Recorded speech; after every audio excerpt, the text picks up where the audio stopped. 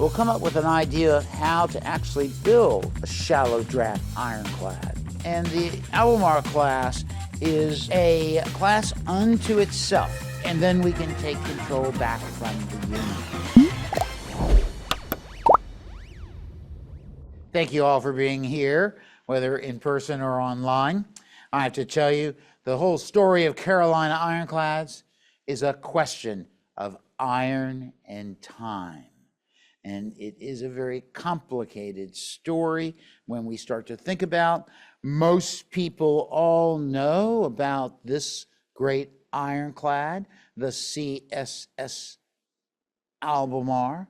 The Albemarle, as you can see, was actually built in a cornfield owned by a man from Scotland Neck known as Peter Smith. Now, they selected this site because it was far enough upriver away from where the Union gunboats could reach. But there was something there. When John Luke Porter, the chief naval constructor for the Confederacy, comes down, he sees this barren cornfield, and he goes, "What are we doing here?" And but Peter Smith invented a drill press so he could punch the holes in the iron plate. He actually builds blacksmith shots. He will buy and transport to, this is called Edwards Ferry, he will transport a whole sawmill so that he can actually be able to produce what you need. You know, we talk about ironclads, just remember that ironclads are mostly made of wood. Okay, so that is one of the big things. But the key issue is going to be iron. And so basically, we're going to learn about how troublesome it was for the Confederacy. Now, when Virginia took over, or the Confederacy took over the Gosport Navy Yard, they immediately started to transform the CSS Virginia into the USS Merrimack into the CSS Virginia. Well, that was a great project. But remember, Gosport is a major shipyard, and they actually have other yards nearby that are contracted to do work. They also have a place, now Gosport could build engines, but so could Maffee's shipbuilding across the Elizabeth River. So they have a great infrastructure. So the Confederates decide, we are going to build shallow draft ironclads to take down the canals. Remember, Norfolk's connected to the North Carolina Sounds by the Great Dismal Swamp Canal, as well as by the Chesapeake Albemarle Canal. So that makes great sense. The trouble is that they can't build those ships fast enough, and they have to be burned at the stocks when Gosport is going to be abandoned. Now, I have to say that this is sadness for the Confederacy, as we kind of figured. And so now the question is, how are the Confederates going to regain eastern North Carolina? Because eastern North Carolina has all these agricultural productions that they have, and those agricultural goods are feeding whose army? The Lee's army in Northern Virginia. And so this is very, very critical. When Ambrose Everett Burnside conquers eastern North Carolina from Elizabeth City all the way down to Morehead City, that hurts the Confederacy a great deal. Now, one thing the Confederacy notes, the Federals cannot bring any heavy ships into the Sounds. In other words, all those nice frigates and sloops they have, they can't get through Oregon Inlet or Hatteras Inlet. Furthermore, the ironclads, the monitors, they can't get through because they have a 12-foot draft. And so as a result of that, we'll know that the Federals can only use what are known as wooden gunboats. This is not a good thing for them. Now, we can see right here where these great rivers all come together, and so the Confederacy decides that they are going to construct, actually, 5 ironclads in North Carolina. Now, this will include building an ironclad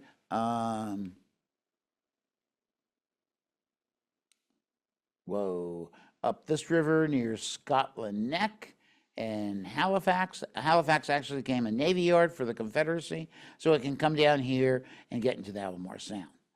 They also wanted to build one on the Tar River because that would also allow it to come down the Tar River, join with the other gunboat, and yay, we will have control of the sounds.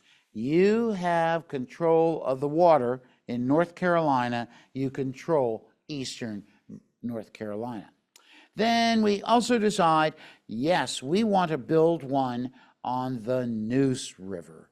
And the Neuse River goes all the way to Raleigh. However, it has headwaters that mean it's not feasible for transportation by the time you get up near Goldsboro.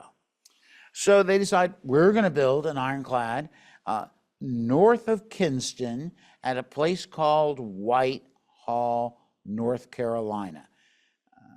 And then we want to, because what is the most important port in the Confederacy?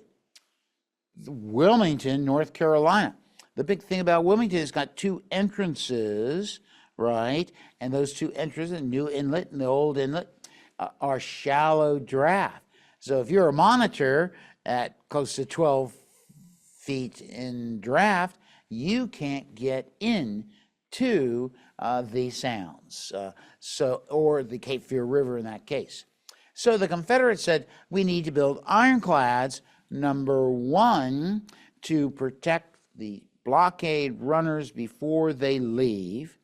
Number 2, one that can go on excursions out of the Cape Fear River to keep blockaders away, because it is estimated that over 400 blockade runners will come into Wilmington, North Carolina during the Civil War. And if you think of that, I live right on the harbor here, and I see maybe 10 ships go by every day. So you just can magnify that, and you got someone who wants to stop them. So what they do is a man known as Gilbert Elliott, 19 years old, a machinist in Elizabeth City, North Carolina, will come up with an idea of how to actually build a shallow draft ironclad. And he will go to Stephen Russell Mallory, the Secretary of the Navy, and says, look, we can build these shallow draft vessels, and then we can take control back from the Union. This is a great thought. Mallory says this is a good idea. He then has good old John Luke Porter meet with him. And so these rams, as they called them, because each one had a ram, as you see it's built into the hull. That means it's not going to break off, or that's what they say. So the big thing is that they want to build an ironclad based on Gilbert Elliott's basic concept, and they want to build them in these major river ports so that they then can advance. Now, the design that they use is called the Albemarle class. And the Albemarle class is a class unto itself. And so basically, the big problem is that they're going to lay down 3 ships, one, as I said, in Whitehall, another one in Tarboro, North Carolina, another one near Scotland Neck. Now, they lay these things down, and they think we can produce them. Now, they lay them down in late September 1862. I have to tell you, there is a problem that exists with Confederate transportation issues, and that's going to limit the ability of the Confederates to actually produce the effective ironclads. Now, problem number one, you have to elongate your ends so that your ship can be stable, because you have to have a lesser draft. So to have a 9-foot draft, your ship's going to have to be 150 feet in length. Added to that, we are worried about the displacement, all the weight we're putting in the ship. So Gilbert Elliott says we only need to use 2 pivot rifles in what are called diamond casemates. In other words, they're much shorter. They actually have 6 sides to them. 1, 2, 3, 4, 5, 6, 7, 8 sides, excuse me, and with sloped armor. But that meant we could protect our ship with 4 inches of armor while also making it very powerful. I don't know how many people have been down to Plymouth, North Carolina, or yes, Kinston, North Carolina. You just know what the river's like. So if I got the ship coming down, I'm controlling the waterways, and you can't get out of my way. The biggest fear would be that federal ordnance would sink my ship before I got there. By having those 2 layers of 2-inch iron plate means that these ironclads are well protected, and that they also are armed with effective guns known as 6.4-inch Brook guns. Now, these Brook guns, we all know about them. They're banded rifle guns. They're the best rifled guns of the Civil War.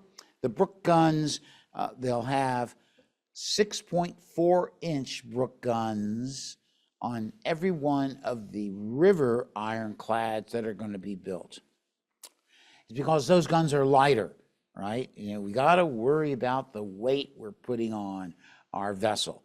Those, not only are they lighter, they're really effective, great range, great hitting power, and they don't even have to worry about having Brook bolts. So the whole idea is that building these ironclads required the Confederates to be able to get iron to these places. Now, we're going to deal with that story soon enough. Now the Albemarle class, the first one laid down is the one in Tarboro.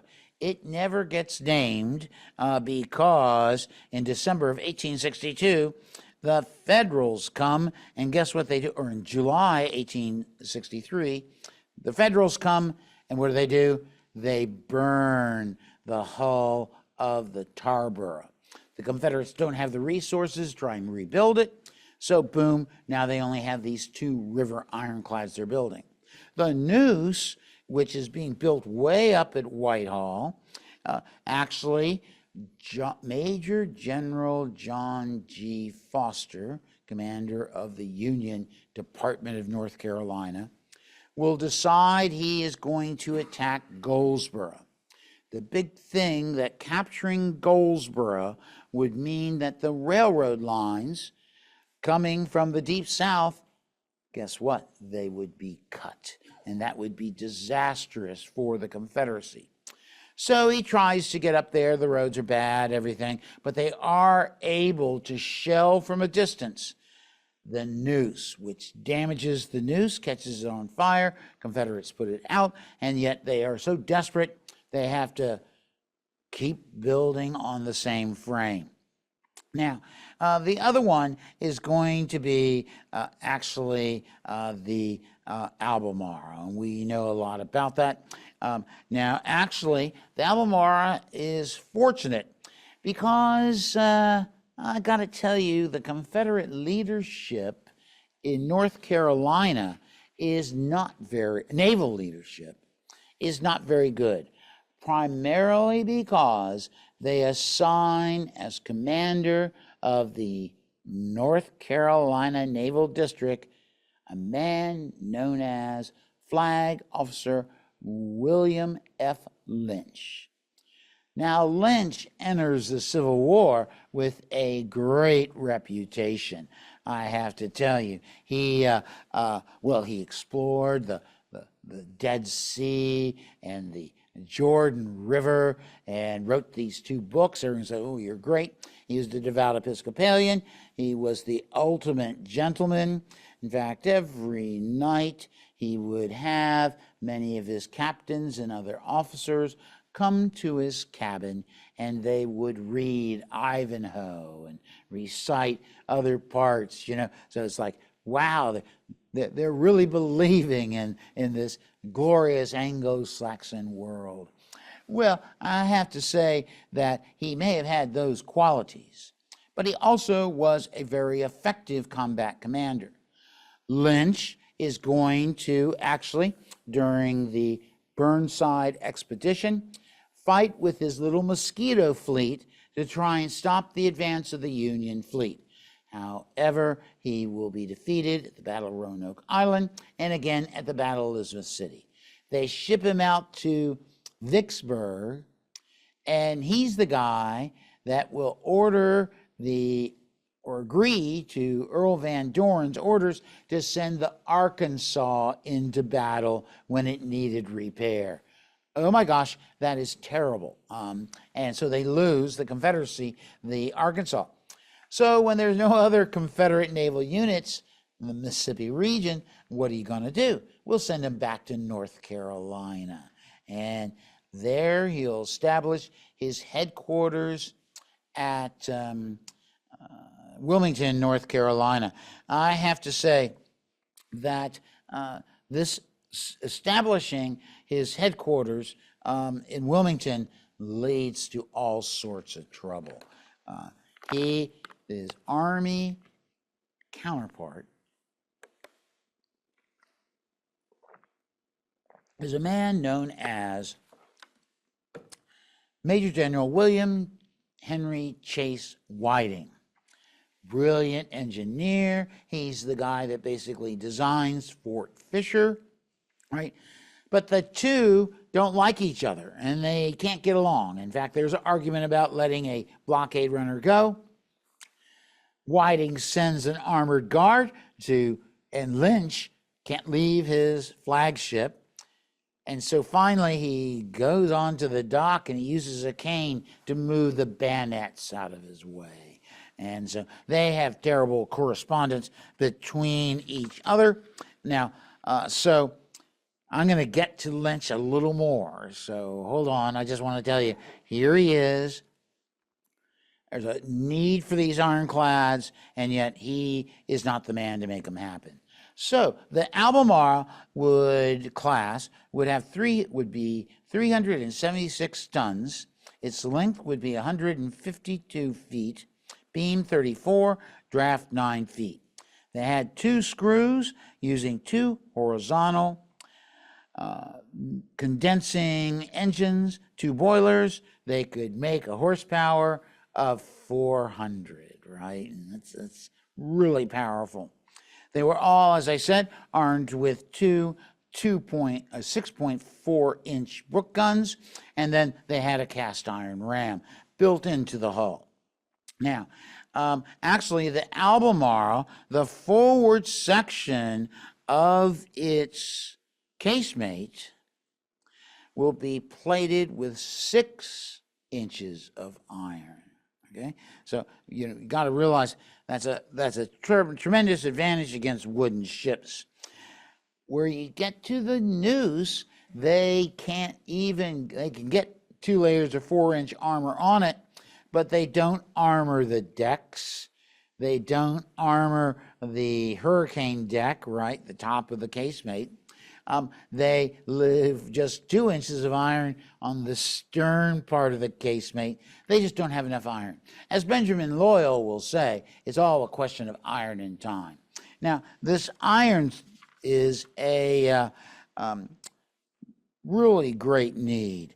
So while they're building these other ironclads along the rivers, they will build 2 in Wilmington. One is known as the North Carolina, which used the engines of the Uncle Ben, and this hull was so structurally weak, and they used green lumber, right, which is a big no-no in shipbuilding.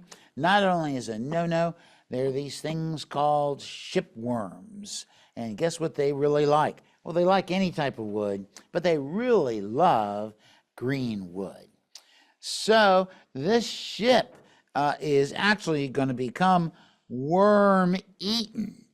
So that becomes a problem. The next one they build is the CSS Raleigh. It is a Richmond-class ship. And so Richmond-class ships were 152 feet and 6 inches in length, beam of 34 feet, machinery 1 screw, 2 boilers, direct back acting engines. They could make 6 knots. Now this is in difference to the Albemarle that could make 4 knots.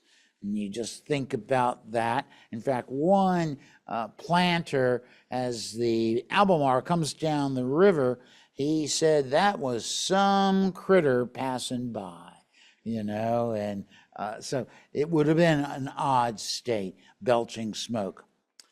Now, so the Ironclad project is going to suffer from a great deal of problems. Number one is that the Southern Railroad network is failing in a way that they can't really get material where they need to. Remember, by this time, Lee is feeding his army from Georgia. So who wants to control all the rail cars? The Army. And guess what the Navy needs? Those rail cars to bring the iron to the work sites. And then there's, Benjamin Loyal will blame Lynch for not getting, he says, the iron comes to Wilmington and there it stops. And all Lynch says is the Army monopolizes transportation. So there's nobody pushing to get the iron to the building site, which is really pretty bad. They just don't have enough cars and flat cars to actually provide what is needed. Now, I got to tell you that this is a big issue. Plus, Lynch does not get along with anybody, right? His subordinates. They all hate him. And in fact, Lynch orders Gilbert Elliott to move the Albemarle out from Edwards Ferry and move it up to Halifax, North Carolina, which would have meant time and effort. The stream gets even more narrow. So Gilbert Elliott refused, and actually Lynch seizes the vessel. So what does Gilbert Elliott do? Wow, he sends a telegram to Confederate Secretary of the Navy, Stephen Russell Mallory, and says, oh my gosh, this guy is going to ruin our project. So Mallory sends down this officer known as Commander James W. Cook. And Cook is a very dynamic officer. He will tell Lynch that your judgment is instrumental. You are relieved of duty under Flag Officer Lynch and will correspond directly with the department. In other words, Lynch was removed from the whole project. He was removed from the Neuse project because he did not, the big problem, that Lynch had is he did not understand the power of iron over wood. So he didn't recognize strategically how the Navy had to work with the Army. And that happens a lot, but I have to tell you, this is actually terrible. In fact, Zebulon Vance, governor of North Carolina, will say, I am satisfied, talking about Lynch, of his total and utter incapacity of the position. Everyone said that he was vain and an imbecile. Well, that's not, yeah. So what does that tell you? We don't want the guy. So in essence, Benjamin Loyal will continually write Mallory, and he actually writes Lieutenant Robert Mallory, who is Robert Miner, who is Mallory's troubleshooter on ironclad projects. And he says, you have no idea of the delay in forwarding iron to this place. It may be unavoidable, but I don't believe it. At one time, 21 days passed without receiving a piece of iron. It is all exceedingly mortifying to me. Of course. So Whiting is refusing to let go these cars because he thinks Lynch is incompetent.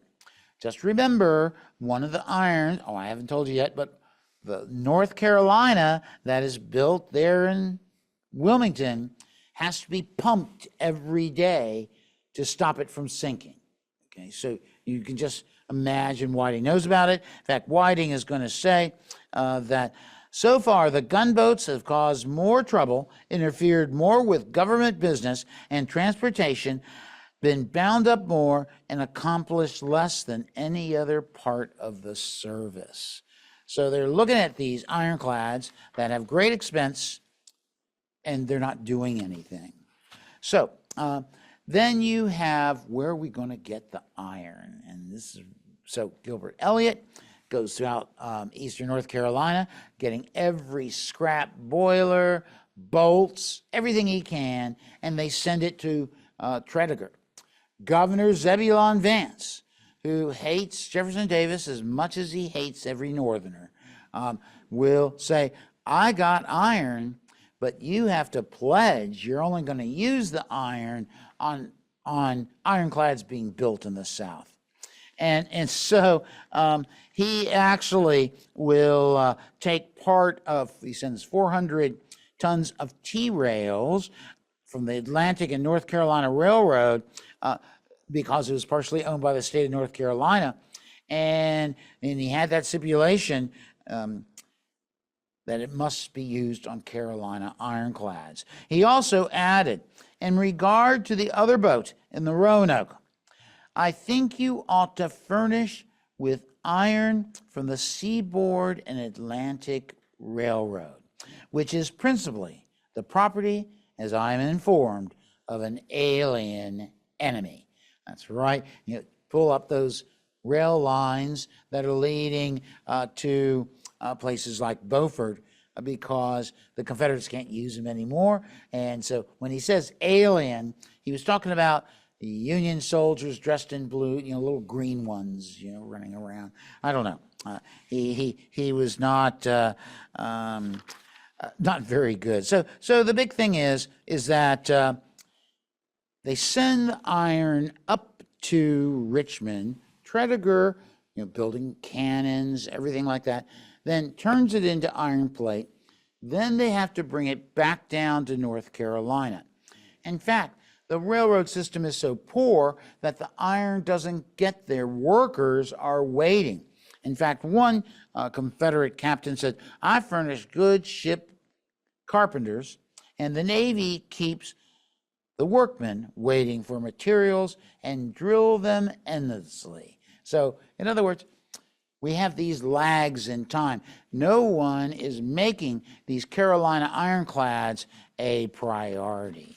Well, so what happens to these ships once they are built? And I have to tell you that let's start with the Wilmington Squadron. This is Gilbert Elliott. John Luke Porter, who I mentioned. This is the plan as drawn by James Cook. And I want to tell you, this is pretty neat. You see the diamond-shaped casemate. The pivot guns are able to use 3 gun ports so that we get to lessen how much weight we're putting on this ship and still having it an effective broadsides. So you can see the elongated ends. And so this is actually a superior design for ironclads being built in southern waters, especially at river ports, because 9-foot draft. And that 9-foot draft is so critical. This is the best armament that the Confederates could use. Look at this. This is an awesome gun, because this is a double-banded 6.4-inch Brook gun. This gun's not going to blow up. It's going to be very well used, firing shot and shell. It's going to be the key to some ships' success. Well, now, I got to tell you, I'm going to skip over part of our story to get to what happens to the ships in Wilmington, because this is a sad part. Number one, the North Carolina gets so filled. I mean, the shipworms really eat holes in the bottom of the ship, so that on September 27th, 1864, it sinks at its moorings off of Smithfield, North Carolina, and which is now known as Southport. And there it goes. You know, all this iron just goes underneath the waves. And Lynch is so disorganized, he can't think about salvaging all that at first. So the Confederates actually in spring of 1864 will have an offensive against the Union positions in North Carolina. The goal is to capture Edenton, Plymouth, Little Washington, and New Bern, important port towns on the Sounds, which would mean the Confederates control it all. So part of this movement, the attack on New Bern, is supposed to take place on the 6th of June, 1864. So Lynch wants to kind of help them, but there's no way he can send his ironclad up there. He's got the Raleigh. The Raleigh is a Richmond-class ironclad. It is commanded actually by a man known as John Pembroke Jones. I don't want to get to that one yet. You can see this is a bad drawing of the Neuse. Anyway, and this is the Neuse. But the big thing I want to say is the Raleigh will attack the blockaders off the mouth of the Cape Fear River. And when doing so, it's at dark. They can't really see. They attack the Britannia. They attack several other blockaders. The only success they have is firing a shot through one of the blockaders' smokestack. So the tide rises so that the Raleigh can come back in, and it goes through, it goes out the new inlet, comes in the old inlet, and as it comes in, it will strike what is known as the rip bar. In other words, it would rip the bottom of a ship out, you know what I mean? And so here comes the Raleigh. It runs aground. The structure of the Raleigh can't stand that half of the thing is out of the water. What's going to happen? It's going to break its back. And so the great Wilmington Squadron is no more as a result of the incompetence of William Lynch. Now I gotta say, we want to get to the real fun ships.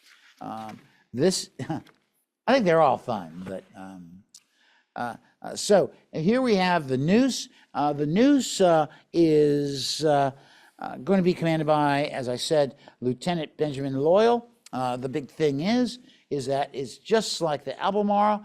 They have to build it way upriver. What's going to happen to this ship is that they bring it down from Whitehall to Kinston. They get it all ready. They're supposed to leave Kinston on June 4th, 1864, because they're going to go downriver and go to New Bern, where Major General Hoke's Confederate troops are attacking New Bern with the help of the Albemarle. Well, I have to tell you, you get maybe 15 yards from the landing, and guess what the Neuse does? It runs aground. And instead of the river rising because of spring rains, it's dropping. And so soon the bow of the Neuse is sticking out 4 feet out of the water. So the Neuse is never going to be able to leave North Carolina or Kinston. And eventually, at the end of the war, this is the nice model of the Neuse. Notice the superiority in how now that's wood on your deck. They don't have enough iron, but they're so desperate they have to put it in service. This is a cutaway. This really kind of shows you how the diamond casemates really worked. Lesser weight. Notice where the pilot house is. We also can see it's a 9-foot draft. So this is perfect for operating in North Carolina waters. The big trouble is, after the fall of Fort Fisher at Cape Fear, the Neuse will be isolated, and so they will have to burn the ship. And so it fires some shells at the approach of Union troops, but that's about it. So all this effort that went into this ship was to no avail because the Confederacy could not actually utilize it the same way. Now, this is the ship that really is going to have success. And this is going to be the CSS Albemarle, probably because it has what's known as James Cook as its commander. He's the guy that pushed forwards getting all the iron.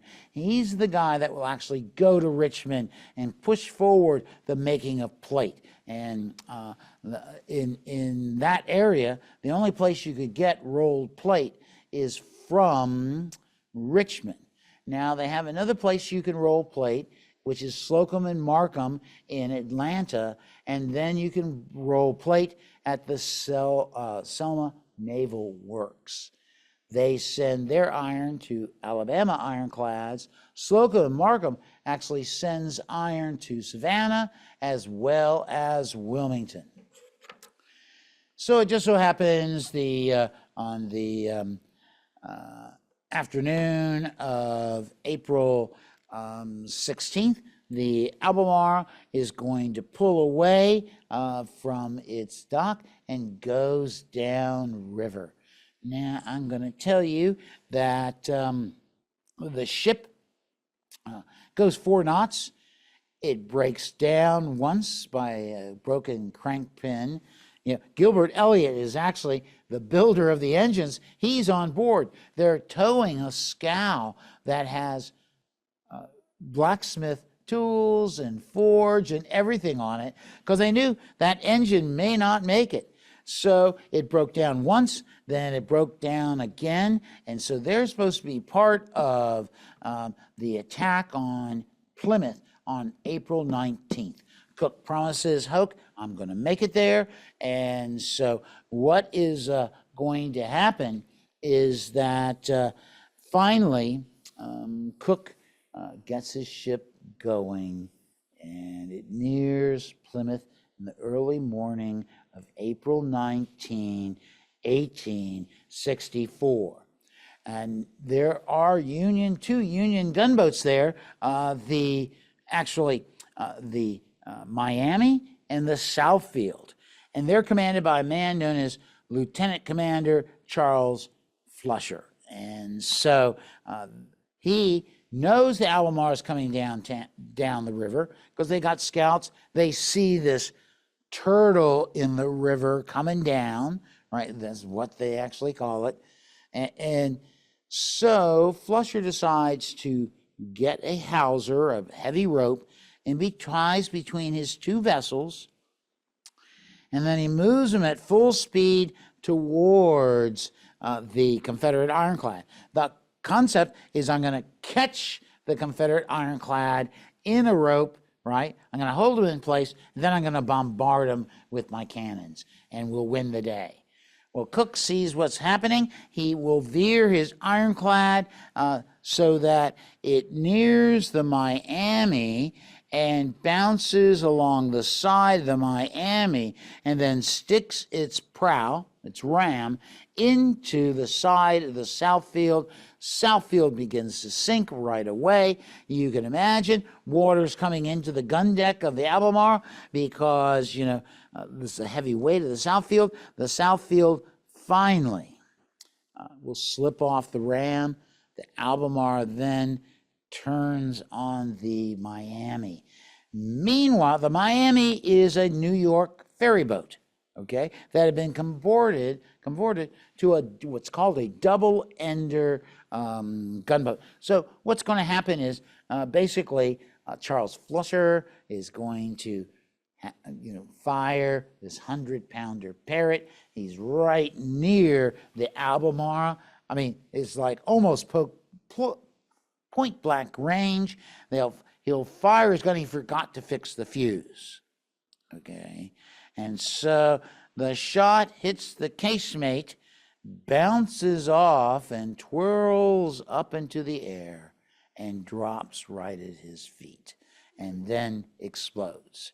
You can say Flusher got flushed, but the big thing is that this was Confederates now are able to take Little Washington, Plymouth, Edenton, and they just need that Neuse to get ready. The Albemarle is sent to go help with the attack on New Bern, and on June 5th, 1862, it is 64. It is going to fight a desperate battle with the Union North Carolina Squadron. And this battle is going to actually see the Albemarle try to ram some of the Union ships. It's too slow. 4 knots is not going to impress anyone. Those double enders can go 9 to 12 knots, depending on which ship. The Federal had one idea. They're going to get a seine net, and they're going to throw it over the stern of the Albemarle and foul its propellers. And that doesn't work. The Albemarle pounds the Union fleet, rams the Secaucus, and it will create havoc. However, it's running out of coal. It is actually damaged by the Union ramming it. Their smokestack is shot full of holes. In fact, they can't keep up steam. So how they go back to Edenton is they throw oily rags soaked in turpentine and whatnot to keep the fires going so that they can go to safety. Now there's a stalemate in North Carolina, and that stalemate is going to be ended on this day, October 29, 1864, when William Cushing, you can see him in the front of what's known as picket boat number 1, blows a hole in the Albemarle, and the Albemarle is no more. The Confederate ironclads in North Carolina were a desperate attempt to try and liberate the Sounds. Desperate attempt because this is Francis Lynch, we can boo, and he was quite a scholar though, Basically, we recognize that there's not enough iron, not enough time, and no real overall coordination of effort. The Albemarle gets finished all because of its commander, James W. Cook. He's the man that is going to get the iron and bring it down to the building site so that the Albemarle can actually operate. Remember, they build the engines there, and they're kind of cantankerous and all put together in a strange way, but they do work enough. The Albemarle is the only Confederate ship in North Carolina to actually sink a Union gunboat. So that's the story of the failed attempt to defend eastern North Carolina by Confederate ironclads.